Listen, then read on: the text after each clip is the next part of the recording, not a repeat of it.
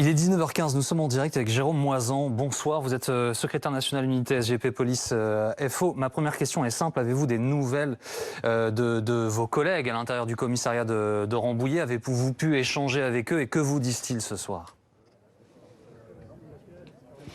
C'est l'exaspération, énormément de tristesse, évidemment. C'est une collègue qu'il côtoyait au quotidien, qui était à peu près du même âge que la plupart de mes collègues, qui était maman.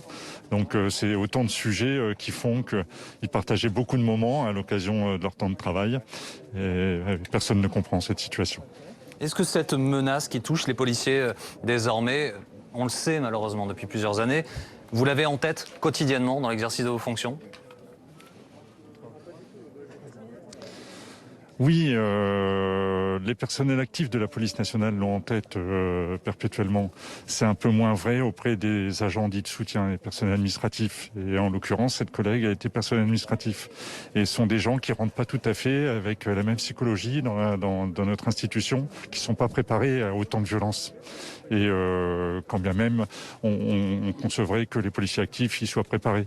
Et donc c'est une double peine, sachant que déjà le département des Yvelines avait été touché. Une personne administrative a déjà été touchée par le terrorisme il y a quelque temps à Mantes-la-Jolie. Donc c'est la fois de trop, mais ce ne sont que des mots, c'est insoutenable.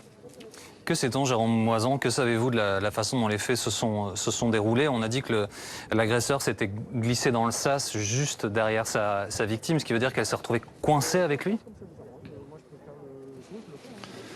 Oui, c'est ça, c'est le principe d'un sas de sécurité. En fait, vous ne pouvez avoir qu'une porte ouverte à la fois sur les deux. Et en fait, il semble que cet individu attendait que quelqu'un entre dans le service pour pouvoir le suivre à l'intérieur, puisque ce sont les personnels du poste de police qui actionnent l'ouverture des portes. Cette collègue est sortie donc du service pour aller renouveler son disque de stationnement. Quand elle est revenue, la première porte s'est ouverte et là, l'individu s'est engouffré derrière elle et l'a égorgé.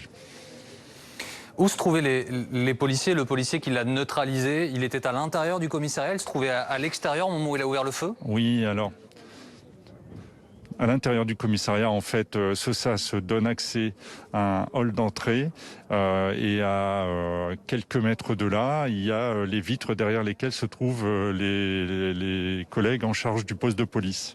Donc, cette fois, des personnels actifs.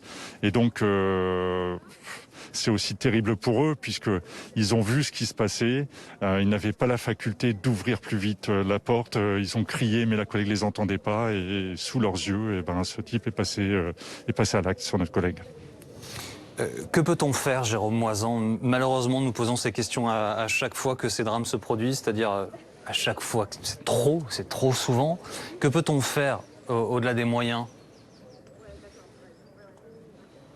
À l'échelle des immeubles, des locaux de police, il faut redoubler de vigilance, mettre en place des processus de sécurité, redoubler la vigilance.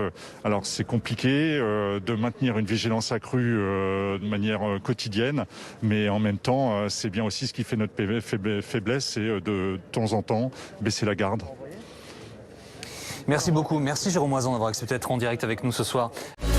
Retrouvez toute notre actualité sur videopolice.com, la chaîne YouTube d'Unité SGP Police.